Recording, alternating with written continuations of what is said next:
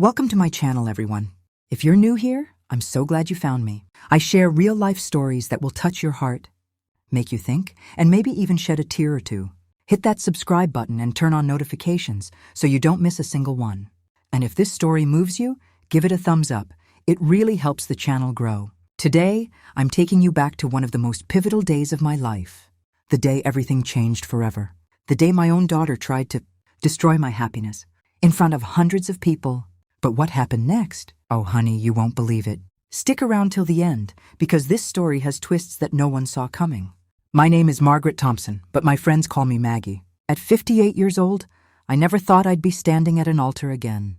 My first husband, Tom, God rest his soul, passed away from a sudden heart attack when he was just 42. I was 40 then, and our daughter? Emily was only 16.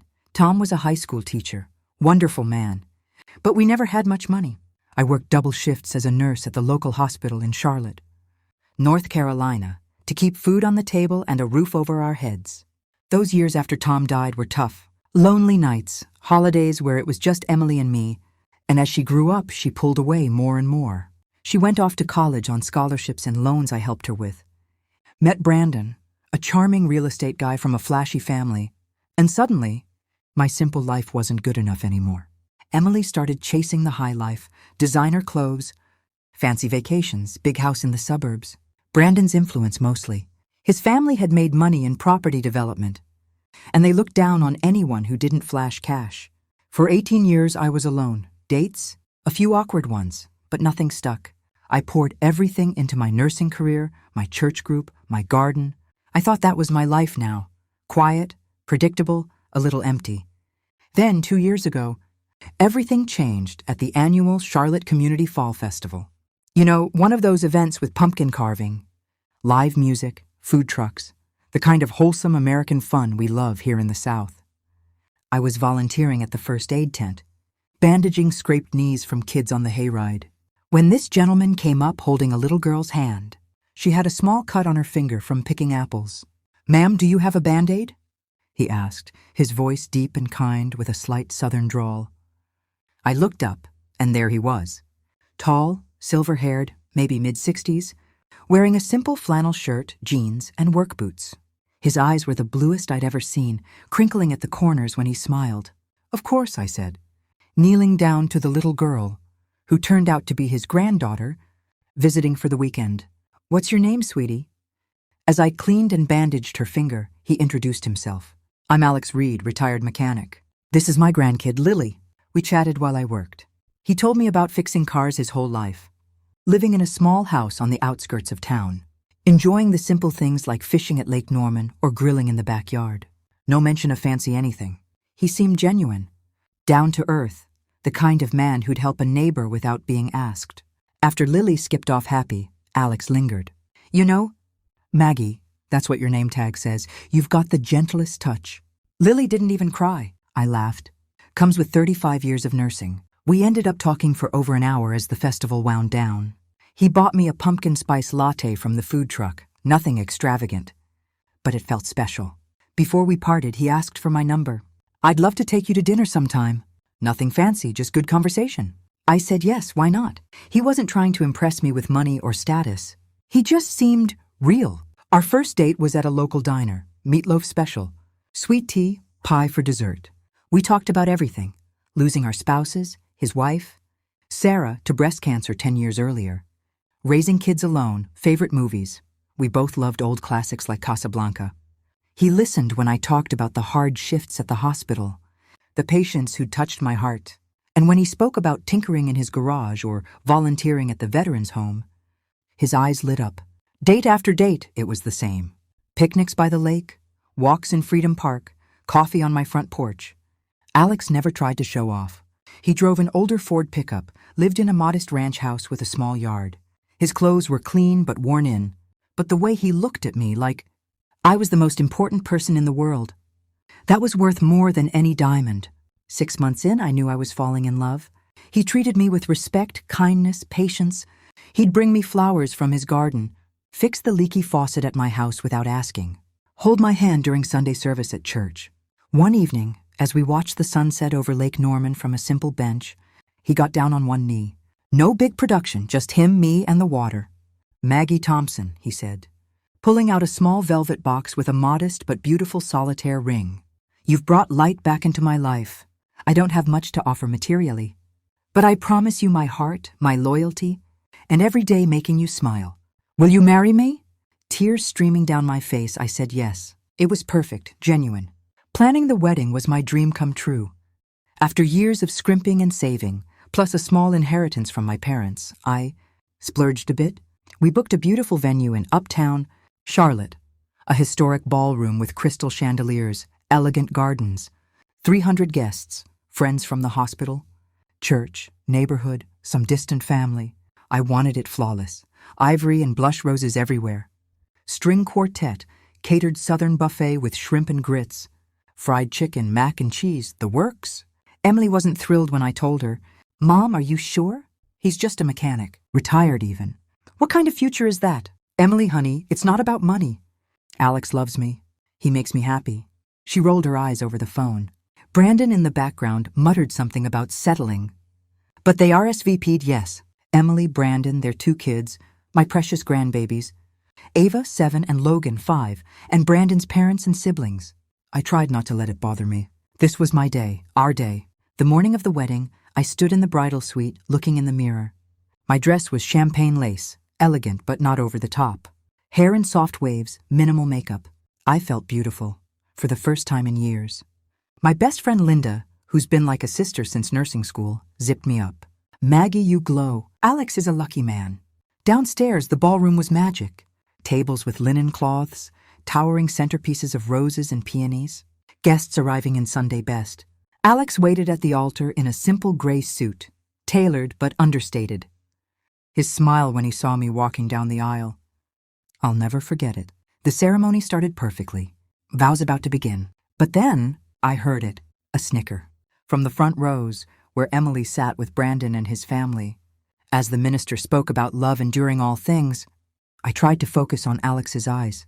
But the whispers grew louder. Look at his suit.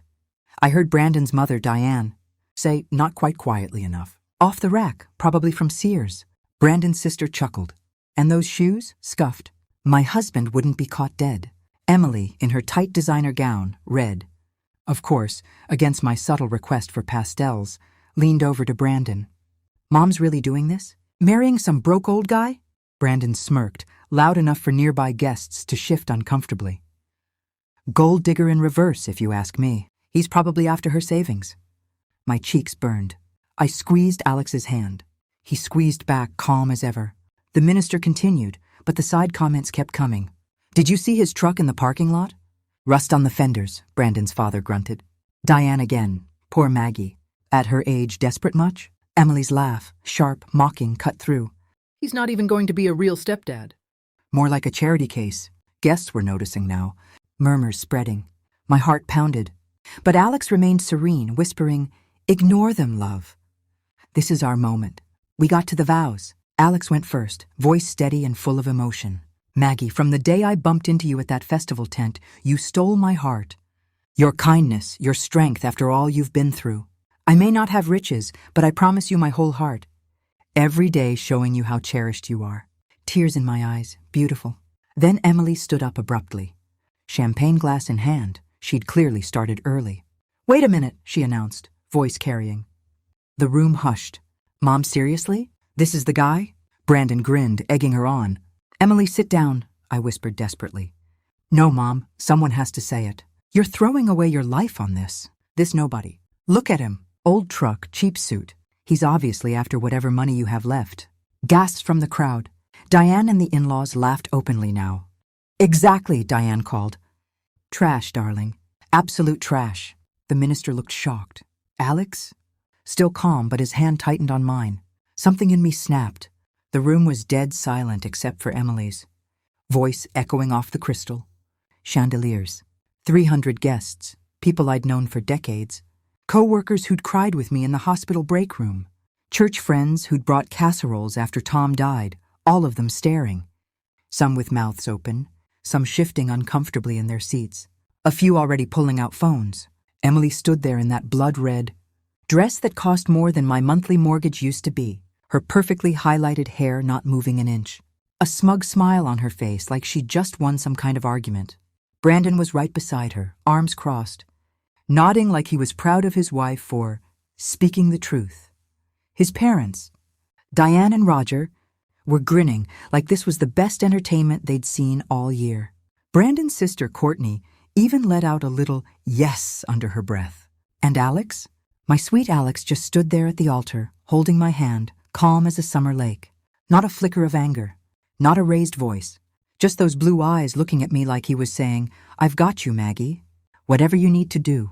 But inside me, something broke wide open. I'd spent 18 years biting my tongue. 18 years letting Emily drift further and further away, telling myself it was normal that kids grow up, that she was building her own life. I'd smiled through the Christmases she spent at Brandon's family's beach house in Hilton Head instead of with me. I'd pretended it didn't hurt when she posted pictures of family holidays on Instagram, and I wasn't in a single one. I'd wired money when they came up short, on a down payment for their McMansion in Ballantine, when Ava needed braces, when Logan started private preschool. Never a thank you note, never an invitation to come see the new house until 6 months after they moved in. And now this, on my wedding day, in front of everyone I loved. I pulled my hand gently from Alex's, not because I was letting go of him, but because I needed both hands free for what I was about to do. I turned and walked straight toward Emily. Every step in those low heels echoed on the marble floor. The room was so quiet I could hear my own heartbeat. When I reached her row, I stopped, looked her dead in the eye. "Emily Rose Thompson Harrington," I said, my voice steady in a way I didn't know it could be. "You will sit down and be quiet, or you will leave this room right now." She laughed. Actually laughed. "Mom, come on. We're just being honest. You can't seriously—" "No," I cut her off. "You don't get to do this. Not here, not today." Brandon stepped forward like he was going to say something, but I held up a hand. "Brandon, if you open your mouth right now, I swear on everything holy, I will have security escort every single one of you out of this building." Diane gasped dramatically. "Well, You never what, Diane?" I turned to her. "You never thought someone might stand up to your nasty little comments? You never thought your behavior had consequences?" The murmurs started then. Not from Emily's side, from mine. My nurse friends, my church ladies, people who'd known me for 40 years. I could feel the tide turning. Emily's face was turning red now. "Mom, you're making a scene." "No, darling," I said, and my voice got louder, stronger. "You made the scene. You stood up in the middle of my wedding vows and called the man I love trash. You and your husband and his entire family have spent the last hour whispering and laughing and mocking us like we're some kind of sideshow." I turned to face the whole room now. "Let me tell you all something about the man standing up there at that altar." I pointed back to Alex, who hadn't moved an inch. "That man has more integrity in his little finger than every single one of you, snickering vultures combined. That man lost his wife to cancer and raised his son alone while working 12-hour days in a garage. That man volunteers every Saturday at the Veterans Home, fixing wheelchairs for free. That man brings me coffee in bed when I've had a rough shift, listens to me cry about losing patience, and never once complains about his own bad days." My voice was shaking now, but not from fear, from pure, white-hot fury. "He doesn't have a Rolex or a Tesla or a house with 6 bathrooms nobody uses. But you know what he does have? A heart, a real one. One that chose me, not because of what I could give him, but because of who I am." I turned back to Emily. "And you? My own daughter? The little girl I rocked to sleep every night after your daddy died? The one I worked double shifts to put through college? The one I gave my last dime to so you could have the wedding of your dreams?" Tears were starting to run down my face now, but I didn't care. "You stand here, in a dress that costs more than I made in a month for most of my life. And you call him trash? You dare to humiliate me on the happiest day I've had in 18 years? Emily opened her mouth, but nothing came out. I looked down the row at Brandon's family. "And you, all of you, sitting there laughing like this is some reality TV show. You think money makes you better? You think flashing your jewelry and driving your fancy cars makes you superior?" I shook my head. "Money doesn't buy class, and today you've shown exactly how much class you don't have." The room was completely silent now. You could hear a pin drop. I took a deep breath. "Now here's what's going to happen. You have 2 choices. You can sit down quietly and behave like decent human beings for the rest of this ceremony. Or you can leave. Right now. And if you choose to leave, know this. You will not be welcome in my home. You will not see me again. And you will not use my grandbabies as pawns to manipulate me anymore. Emily's eyes went wide. Mom, you can't mean… I have never meant anything more in my life. I looked at little Ava and Logan, sitting wide-eyed between their parents, clutching their flower girl basket and ring-bearer pillow. Except for them, I said softly. They're always welcome, because they're innocent in all this. But you? I looked back at Emily and Brandon. You've made your choices. Brandon stood up then, face red. This is ridiculous. We're family. No, I said. Family doesn't treat each other like this. Family supports each other. Family shows up for the good and the bad. Family doesn't mock and belittle and judge based on bank accounts. I turned to the venue manager, who'd been hovering near the door looking horrified. Richard, if anyone in this row speaks again or causes any more disruption, please have security escort them out immediately. Richard nodded, eyes wide. Yes, ma'am. I walked back to the altar. My legs were shaking, but I made it. Alex took both my hands in his and looked at me with such pride and love that I almost started sobbing right there. You okay, love? He whispered. I nodded. Never better. The minister cleared his throat. Shall we continue? Yes, I said firmly. Please. And we did. We finished our vows. We exchanged rings. We kissed as husband and wife while the room erupted in the loudest, most heartfelt applause I'd ever heard. Emily and her crew sat silent through the rest of the ceremony, stone-faced, arms crossed. But I didn't care anymore. I was Mrs. Alex Reed, and I had just found my voice. The reception was supposed to be pure joy, and for most people it was… The ballroom looked like a dream, twinkle lights everywhere. The string quartet playing soft jazz versions of classic love songs. Tables groaning under platters of shrimp and grits. Carved prime rib, collard greens done just right. Cornbread muffins still warm from the oven. The cake was 5 tiers of vanilla bean with buttercream roses. The champagne was flowing. My hospital friends were on the dance floor, doing the electric slide. My church choir. Buddies were gathered around the piano, singing old hymns. Little kids, including Ava and Logan, were running around with sparklers in the garden, supervised, of course. But over at table 6, where Emily and Brandon's group sat, you could cut the tension with a knife. They weren't talking to anyone else, weren't eating much, just sitting there, occasionally whispering, shooting glances our way. Alex and I made our rounds, thanking people for coming. Every single person hugged me a little tighter than usual, whispered things like, "You were amazing up there. So proud of you. Maggie, that man of yours is a keeper." Linda, my maid of honor, pulled me aside at one point. "Honey, I have never been more proud of anyone in my life." The way you handled that? Pure grace under fire. I laughed, wiping happy tears. I don't know where it came from, Lynn. It just came out. It came from 18 years of holding it all in, she said. And today was the day it stopped. Alex was a rock the whole time, greeting everyone warmly, dancing with me like we were the only 2 people in the room, making sure I ate something, refilling my glass. At one point during our first dance to At Last by Etta James, he whispered in my ear, "You were magnificent up there, Mrs. Reed." I laughed softly. I was terrified. Didn't show for a second. And you know what? I've never loved you more. We swayed together, and for those 3 minutes, everything was perfect. But then the song ended and reality crept back in. Emily approached us as we stepped off the dance floor. "Mom," she said stiffly. "Can we talk?" "Privately?" Alex squeezed my hand. "I'll be right over there if you need me." I nodded. "Okay." We stepped out onto the balcony overlooking the gardens. The night air was cool, string lights twinkling below. Emily didn't waste time. "You embarrassed me in there," she started. I blinked. "I embarrassed you?" "Yes, you made a huge scene, threatened to kick us out. After you called my husband trash in front of 300 people." She rolled her eyes. "We were joking. You took it way too seriously. There were children present, Emily, your children. And you thought it was appropriate to mock someone's appearance and financial status at a wedding?" She crossed her arms. "Look, Mom, I'm just trying to protect you. This guy comes out of nowhere." He didn't come out of nowhere.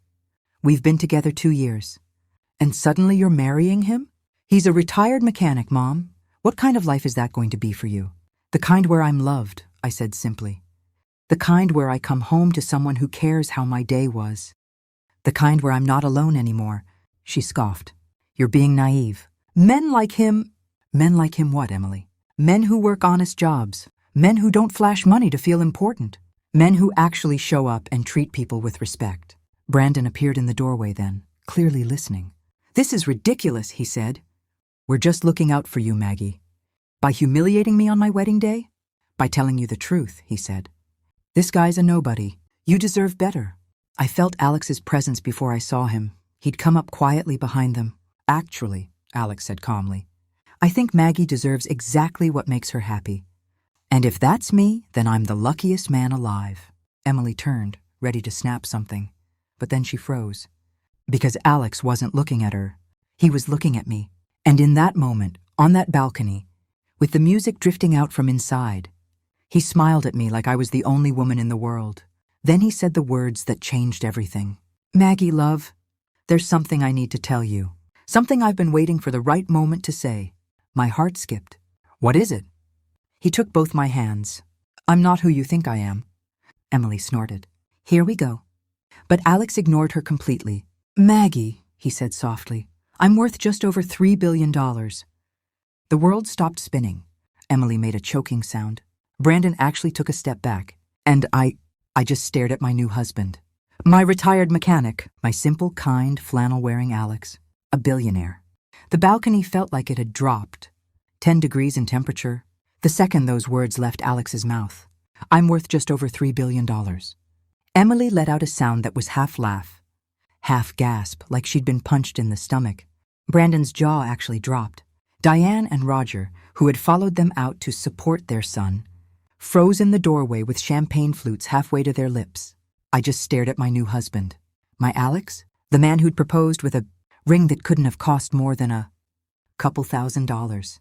The man who drove a 15-year-old Ford F-150 with a dent in the tailgate. The man who mowed his own lawn and fixed his own leaky pipes. A billionaire. I finally found my voice. It came out as a whisper. "What did you just say?" Alex, my calm, steady Alex, took both my hands again, gently like he was afraid I might bolt. "I said I'm a billionaire, Maggie. Net worth around $3.2 billion, last time my financial team updated me." Emily recovered first. "This is a joke, right? Some kind of prank?" Alex didn't even glance at her. His eyes stayed locked on mine. "No joke, sweetheart. I've been waiting for the right moment to tell you. And after what just happened in there, I figured you deserved to know the truth before another second passed." My mind was spinning like a tornado. "But your house, your truck, your clothes, the way you live, all deliberate," he said softly. "After Sarah died, my first wife, I went through a dark time. The money, it complicated everything. Friends I'd had for decades suddenly needed loans. Women I dated only saw dollar signs. Even family members I barely knew came out of the woodwork." He paused, pain flickering across his face for the first time. "I sold my big house in Myers Park, gave away most of the flashy cars, moved into that little ranch in Huntersville, started dressing like the mechanic I used to be before I made my money. I wanted to find someone who'd love me, not for what I had." I was shaking my head, trying to process. "But how? You said you were a mechanic." "I was," he smiled faintly. "Started out turning wrenches at 18, saved every penny.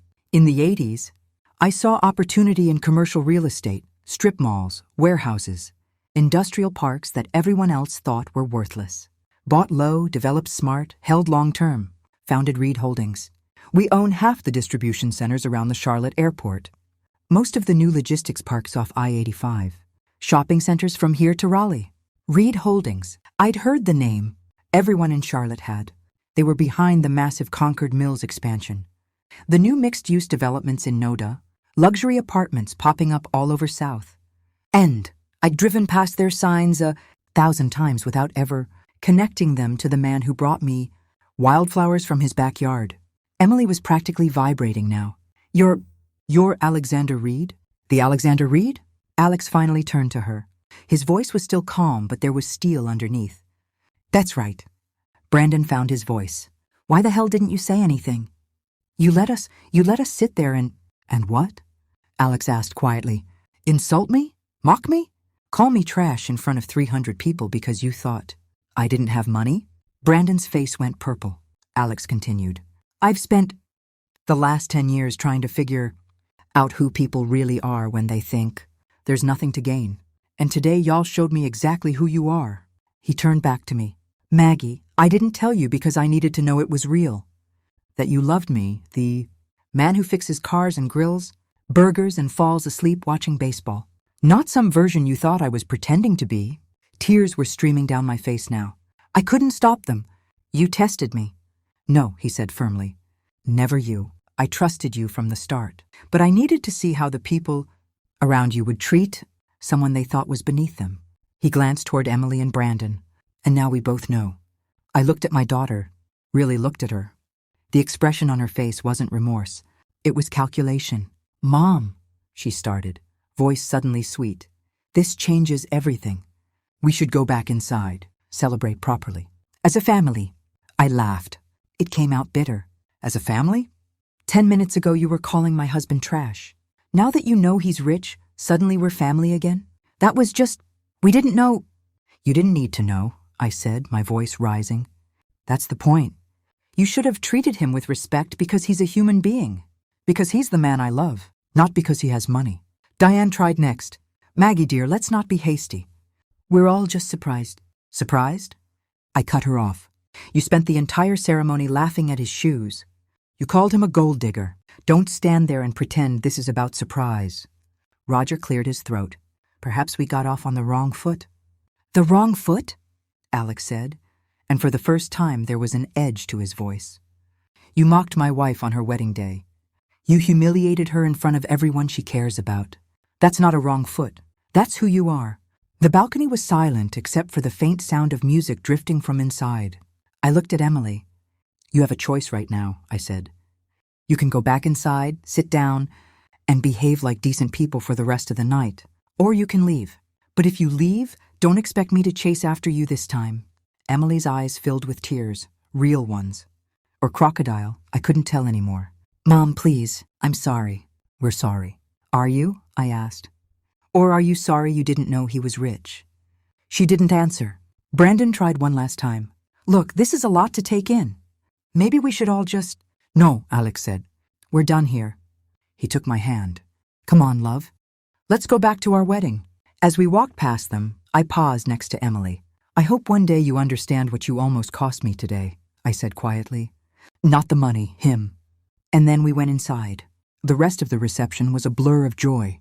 People kept coming up to us, hugging me, shaking Alex's hand, telling us how much they admired what we'd done. Linda cried happy tears during our friend-daughter dance.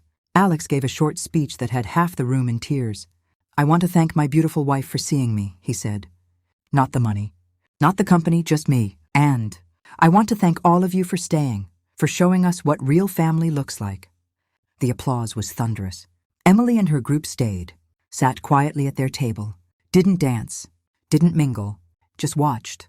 I didn't care. I was married to the love of my life, and nothing, not even my daughter's cruelty, could take that away from me. I woke up the next morning in the bridal suite of the Ballantine Hotel. Alex had quietly upgraded us to the presidential suite after the ceremony. Sunlight was streaming through, floor-to-ceiling windows overlooking the golf course. The bed was enormous, the sheets softer than anything I'd ever slept on.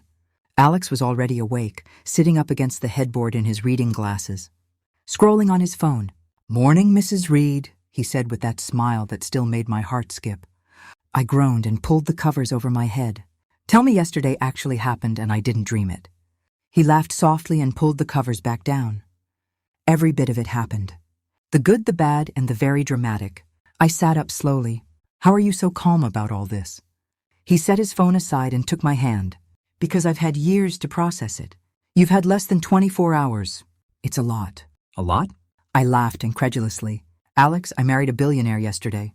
My daughter called you trash. You revealed you own half of Charlotte. I basically disowned my only child in front of 300 people. That's not a lot. That's a Lifetime movie. He chuckled. Fair enough. I looked around the suite. Fresh flowers everywhere. A breakfast cart with silver domes. Champagne on ice even though it was barely 9 a.m. This is your life? I asked. This is our life now? He shook his head. No, this is a treat because it's our wedding night. Our life is whatever we want it to be. We can keep living simply. We can travel the world. We can split the difference. You get to decide. I stared at him. You really mean that? Of course I do. The money's just a tool. It doesn't have to change who we are. I thought about that for a long moment. What happens now? With everything? He sighed. Well, my team's already handling the PR side. A few guests posted videos from the ceremony. Your speech is getting some traction online. People love it, calling you a queen. I groaned. Oh no, it's good, he assured me. They're on your side. And Emily's group? They're staying quiet for now. I nodded slowly. And Emily? He hesitated. She texted me this morning. My stomach dropped. What did she say? He handed me his phone. The message was from an unknown number, but I knew it was her. Mr. Reed, Alex, I am so deeply sorry for my behavior yesterday. I was completely out of line. I'd love the chance to apologize in person and get to know you properly. Perhaps we could all have brunch today? My treat. Congratulations again to you and Mom. I felt something cold settle in my chest. She wants brunch. Alex nodded. Your call. I thought about it. Really thought? No, I said finally. Not yet. She doesn't get to flip a switch because she knows you're rich now. If she wants a relationship, she's going to have to earn it. He squeezed my hand. I'm proud of you. We spent the rest of the morning eating breakfast in bed, talking about everything and nothing.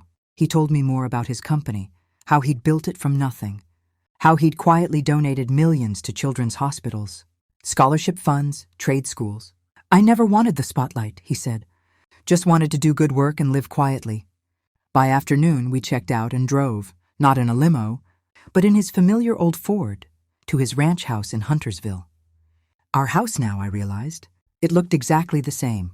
Cozy brick ranch, American flag on the porch, his old fishing boat in the driveway. Inside, though, there were a few changes. A massive bouquet of roses on the kitchen table with a card. Welcome home. Mrs. Reed, love your husband.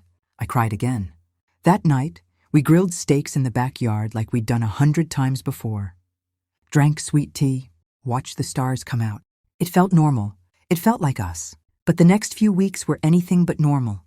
Word spread fast in Charlotte. Suddenly, people who'd barely spoken to me at the grocery store were stopping me to chat. Old acquaintances called just to catch up. And Emily? She tried everything. Flowers delivered to the house with notes. I miss you, Mom. I'm so sorry. Alex nodded. Your call. I thought about it. Really thought? No, I said finally. Not yet. She doesn't get to flip a switch because she knows you're rich now. If she wants a relationship, she's going to have to earn it. He squeezed my hand. I'm proud of you. We spent the rest of the morning eating breakfast in bed, talking about everything and nothing.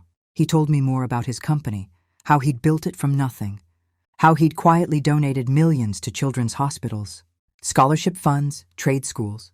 I never wanted the spotlight, he said. Just wanted to do good work and live quietly. By afternoon, we checked out and drove, not in a limo, but in his familiar old Ford, to his ranch house in Huntersville. Our house now, I realized. It looked exactly the same. Cozy brick ranch, American flag on the porch, his old fishing boat in the driveway. Inside, though, there were a few changes. A massive bouquet of roses on the kitchen table with a card. Welcome home. Mrs. Reed, love your husband. I cried again. That night, we grilled steaks in the backyard like we'd done 100 times before. Drank sweet tea, watched the stars come out. It felt normal. It felt like us. But the next few weeks were anything but normal. Word spread fast in Charlotte. Suddenly, people who'd barely spoken to me at the grocery store were stopping me to chat. Old acquaintances called just to catch up. And Emily? She tried everything. Flowers delivered to the house with notes. I miss you, Mom. I'm so sorry.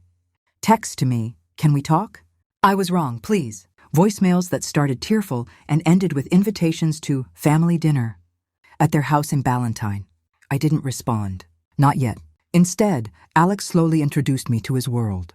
A tour of Reed Holdings headquarters, sleek offices in Uptown, employees who greeted him with genuine affection, meetings with his financial team, who explained, in terms I could understand, just how much money we were talking about, trusts set up in my name, properties deeded to me, a beach house on Figure 8 Island, a cabin in the North Carolina mountains, an apartment in Manhattan I'd never even known about.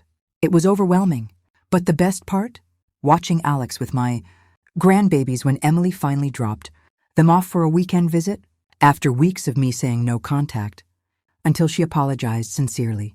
He taught Logan how to cast a fishing line, let Ava paint his nails bright pink, read them bedtime stories with different voices for every character. They adored him, and he adored them. One evening, as we sat on the porch watching the kids chase fireflies, I asked the question that had been burning in me for weeks. Why me, Alex, really? You could have had anyone. He thought about it for a long time. Because you saw me, he said finally, from that very first day at the festival, when you knelt down on your bad knee to get that tomato. For Lily, without a second thought, you've got the kindest heart I've ever known. And after Sarah, I didn't think I'd ever find that again. He took my hand. You make me want to be better. Every single day, I leaned my head on his shoulder. We were just two regular people who'd found each other late in life. Only now we had the means to do extraordinary things. And Emily? That's a story for the next part. Because 6 months later, everything changed again. We're building to something big, y'all. Emily's true colors are about to come out in ways no one saw coming. If you're loving this story, smash that like button. Subscribe if you haven't already. And tell me in the comments, would you have responded to Emily's texts? What city are you watching from? What time is it there? 6 months had passed since our wedding day. 6 months of a life I never could have scripted in my wildest dreams. Alex and I settled into a rhythm that felt like the best of both worlds. We kept the ranch house in Huntersville as our home base, the place where we grilled on weeknights, watched Carolina Panthers games on Sundays, and tended the vegetable garden we'd planted together in the spring. But now we also had access to places I'd only ever seen in magazines. Weekends at the Figure 8 Island Beach House, long walks on the private shore at sunrise, fresh seafood cooked on the deck while dolphins played just offshore.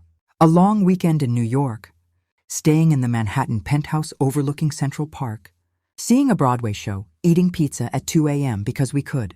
A surprise trip to the mountains. In October to watch the leaves change from the porch of the Asheville cabin, wrapped in blankets, drinking hot cider spiked with bourbon. And through it all, Alex never changed.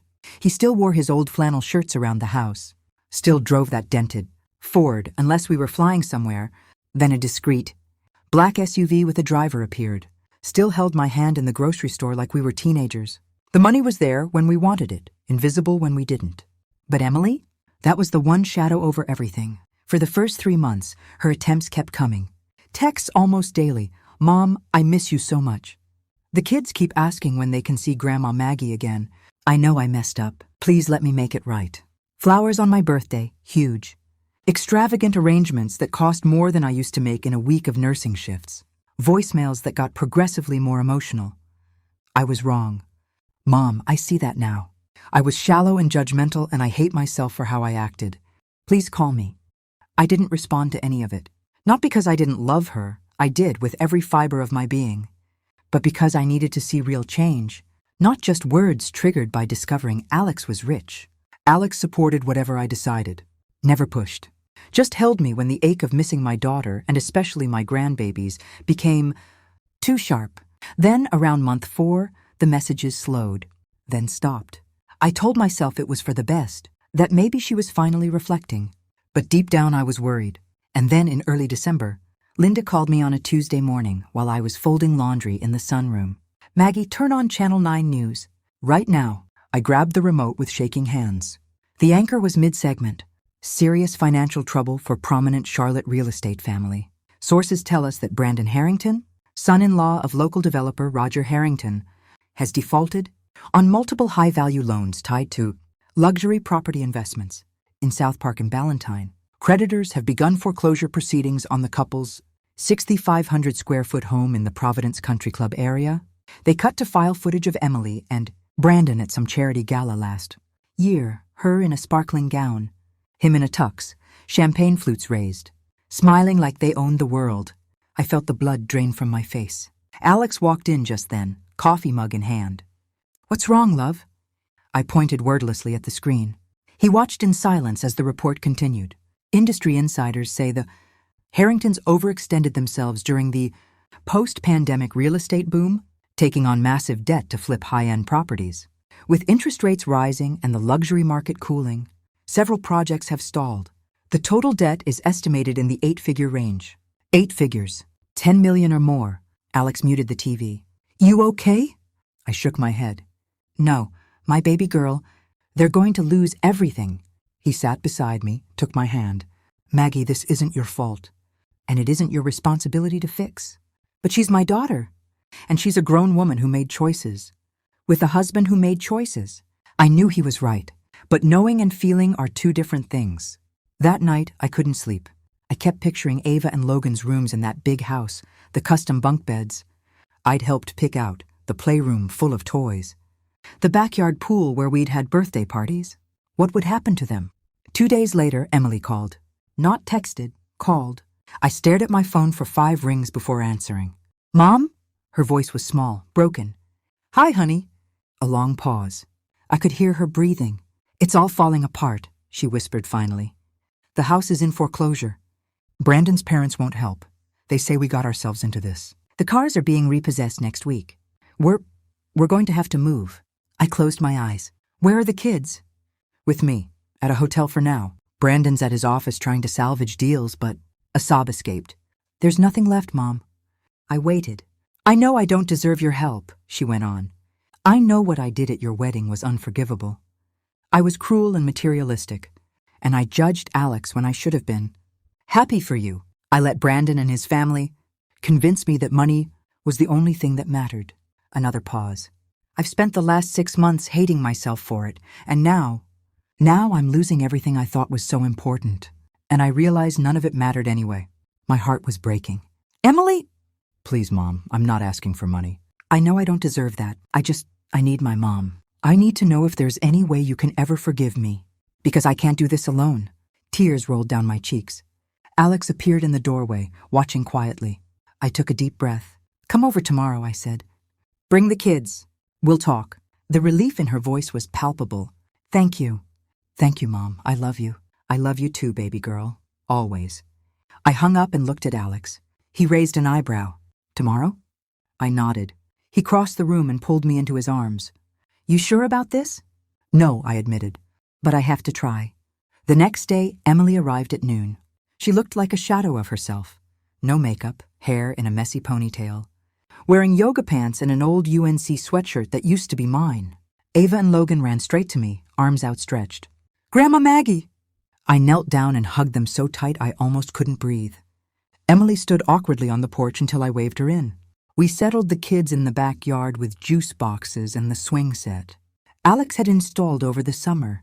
Then we sat at the kitchen table, me, Emily, and Alex. He'd insisted on being there, not to intimidate, just to support. Emily couldn't look at him at first. Finally, she did. Alex, Mr. Reed, I owe you the biggest apology of my life. What I said at the wedding, what we all said, was disgusting. You're a good man. You make my mom happier than I've ever seen her. And I treated you like garbage because I thought you didn't have money. I was shallow and wrong, and I'm so sorry. Alex nodded slowly. Thank you for saying that, Emily. It means a lot. She turned to me. Mom, I'm sorry for every time I put Brandon's family ahead of you. Every holiday I skipped. Every time I let you pay for things and never said thank you. Every time I made you feel like you weren't enough because you didn't live in a big house or drive a fancy car. Her voice cracked. You were always enough. You were more than enough. And I threw it away for things that are gone now anyway. I reached across the table and took her hand. I forgive you, I said simply. She burst into tears. We talked for 3 hours. She told me everything, how Brandon had convinced her they needed to keep up with his parents' lifestyle, how they'd taken out second and third mortgages, how he'd borrowed from aggressive private lenders when banks stopped approving loans, how the stress had been eating away at their marriage for over a year, how she'd woken up one morning and realized she didn't even like the person she'd become. I lost myself, Mom, and in losing all this stuff, I think I'm finally finding my way back. Alex listened quietly the whole time. When she finished, he spoke. Emily, I'm not going to lie and say what happened at our wedding didn't hurt. It did, especially what it did to your mother. But I believe in second chances. And I believe in family. He looked at me.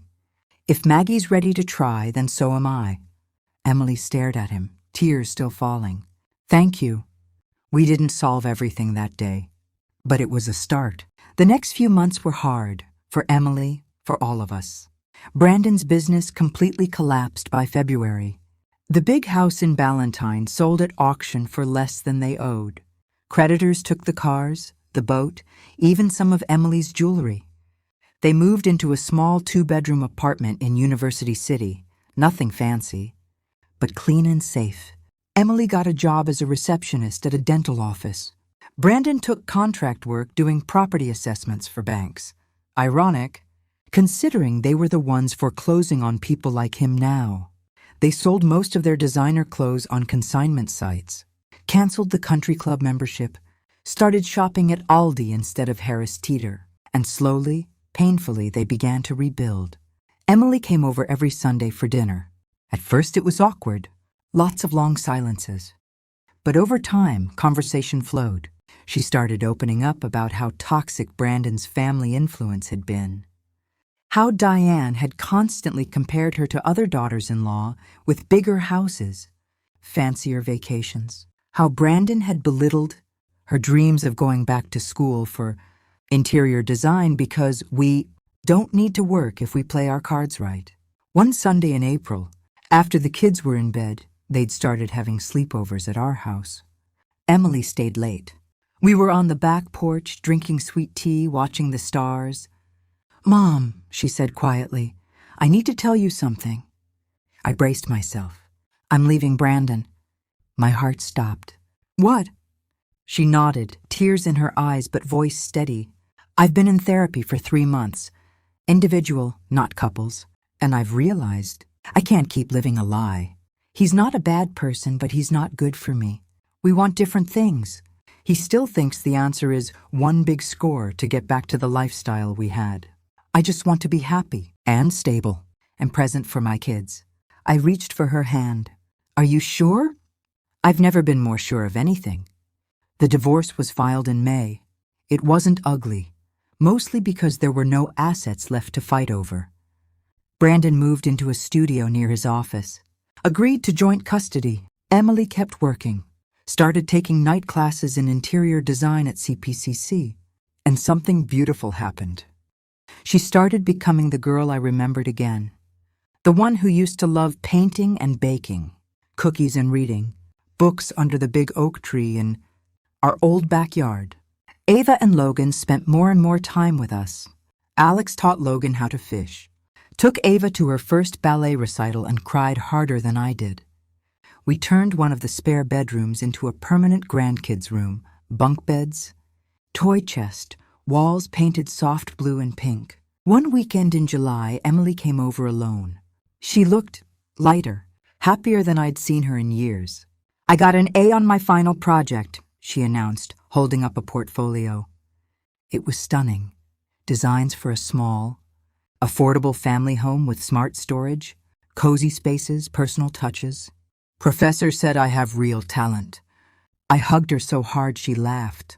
I never doubted it. That night, after dinner, Alex pulled me aside. "I've been thinking," he said. "About what?" "About Emily and the kids." I raised an eyebrow. He smiled. "I'd like to help, not a bailout, something earned." He explained his idea, a paid internship at Reed Holdings in their new affordable housing division, designing efficient, beautiful homes for working families, full tuition coverage for her to finish her degree, and a trust for Ava and Logan, modest, but enough for college or trade school or whatever they choose, vested at 25. No strings, no control, just a hand up. I cried, "You'd do that? After everything?" He shrugged. "Family's family, and she's trying, really trying." We presented the offer together the next Sunday. Emily's reaction? She burst into tears. Not the dramatic kind from before. Real, overwhelmed, grateful tears. "I don't even know how to thank you," she whispered to Alex. He hugged her, his first real hug. "You already are. By becoming the woman your mom always knew you could be." By December, exactly 1 year after our wedding, life looked completely different. Emily had finished her first semester with straight A's. She was thriving at the internship, her designs already being considered for a new community in Huntersville. She'd started dating again, a quiet, kind architect from her program who drove a 10-year-old Honda and loved hiking. Brandon was getting by. He'd stopped chasing the big deals, started focusing on steady work, even came to Logan's soccer game one Saturday and shook Alex's hand without a trace of resentment. Diane and Roger? We hadn't heard from them since the foreclosure, their loss. On Christmas Eve, we hosted everyone at the ranch house. Just us, Emily, the kids, Linda and her husband, a few close friends. No extravagance, just a simple ham dinner. Presents under a real tree we'd cut down together, carols around the piano. At one point, Emily pulled me into the kitchen. "Mom," she said, eyes shining, "I need to tell you something." I waited. This has been the hardest year of my life. Losing everything I thought mattered. Almost losing you. She took a breath. But it's also been the best, because I found myself again. And I have you and Alex to thank for that. I pulled her into a hug. "No, baby girl. You did this. We just didn't give up on you." Later that night, after everyone left and the kids were asleep in their room, Alex and I sat by the fireplace. He raised his glass of eggnog. To second chances. I clinked mine against his. And to the love that made them possible. Outside, snow started to fall. Rare for Charlotte. Magical when it happens. Inside, our little house was warm and full of peace. I thought back to that day 1 year ago. The humiliation. The revelation. The choice to stand up for myself and my happiness. And I realized something. Every bit of pain had been worth it, because it led us here, to this moment, to this life, to this family, flawed, forgiven, and finally whole. It was early spring, about 18 months after our wedding.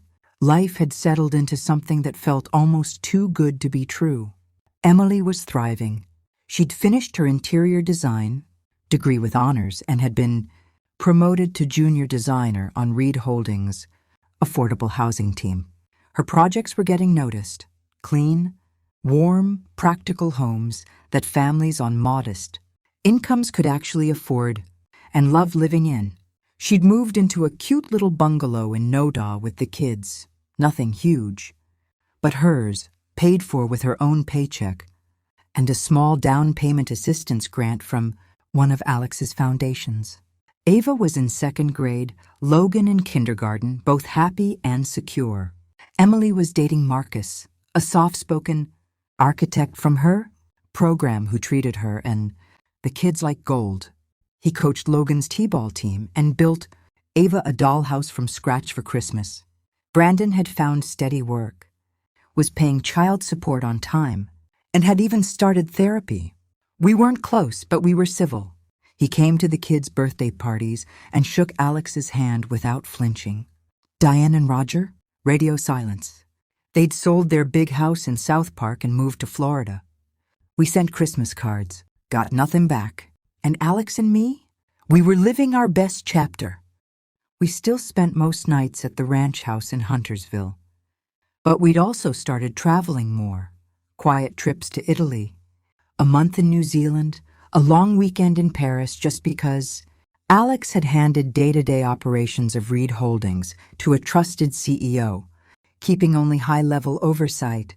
He said he'd worked enough for 3 lifetimes. Now he wanted to enjoy the one he had left, with me.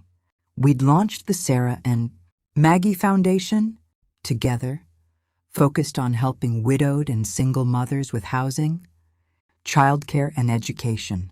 It felt like full-circle healing. Everything was peaceful until the letter arrived.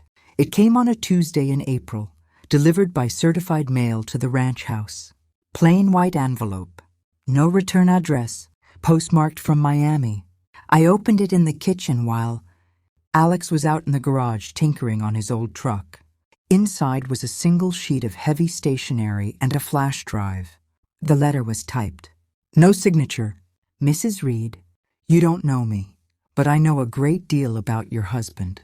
Enclosed is proof that Alexander Reed has been living a double life for the past 12 years, Before you dismiss this, watch the files on the drive.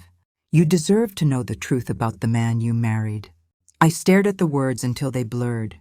My stomach dropped. I told myself it was nonsense, a scam, someone trying to extort money.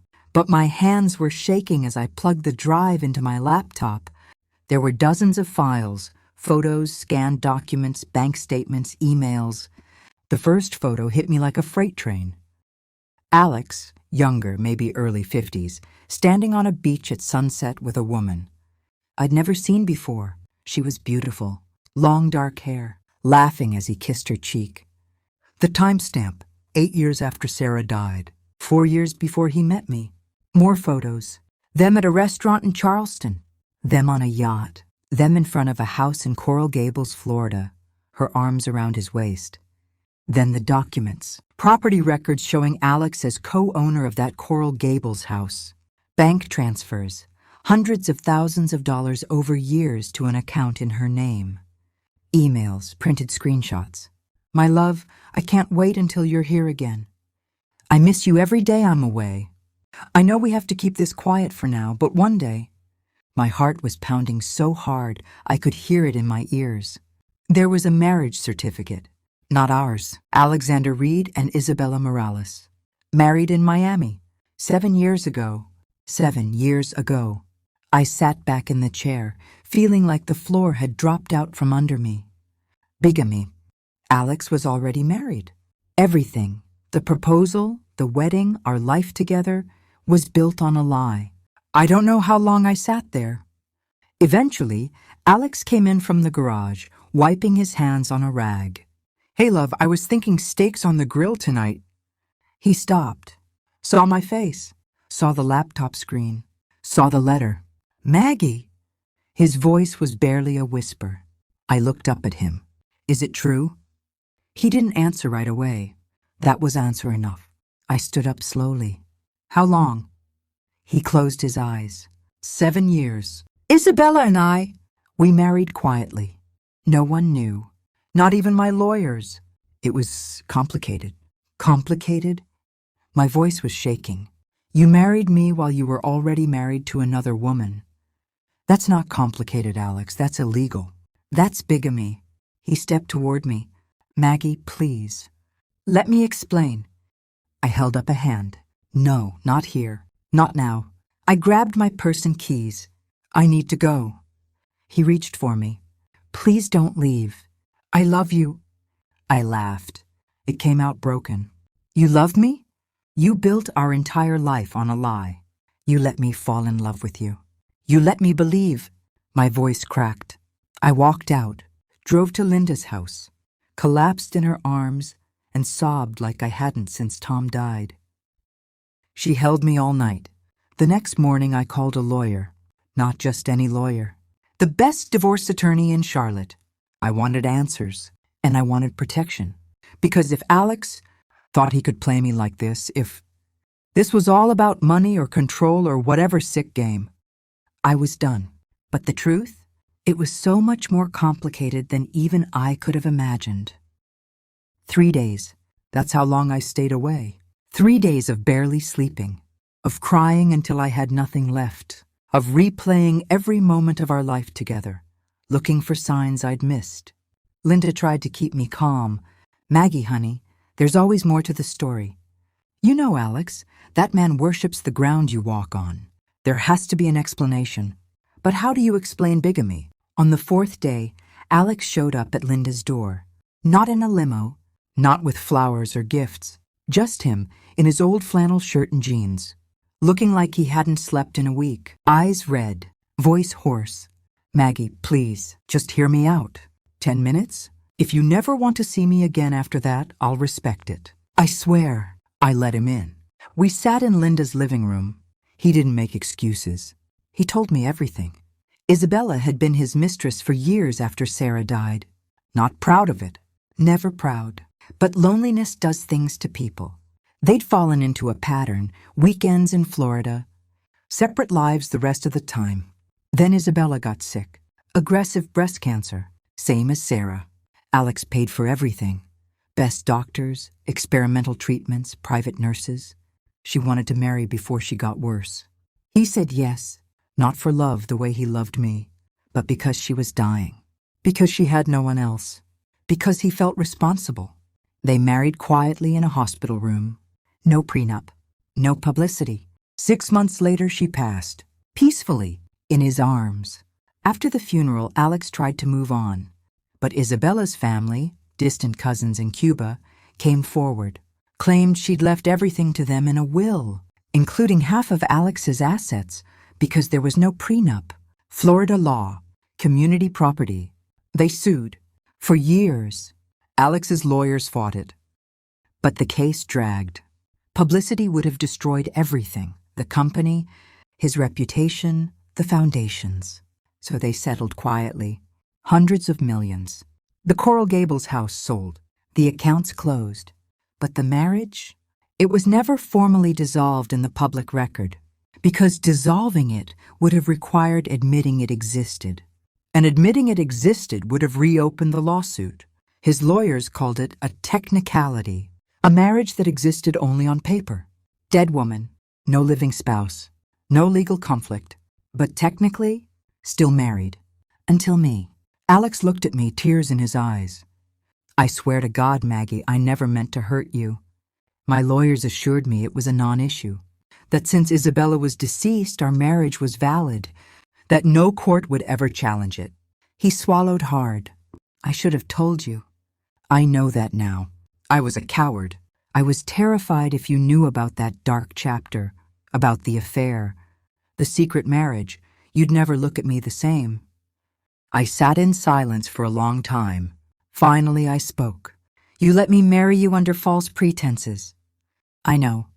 You let me fall in love with a version of you that wasn't completely true. I know. You risked everything we built on a lie. He nodded. I know. I stood up. I need time. He didn't argue, just whispered, I'll wait forever if that's what it takes. I went to the beach house on Figure 8 Island. Alone. For 2 weeks.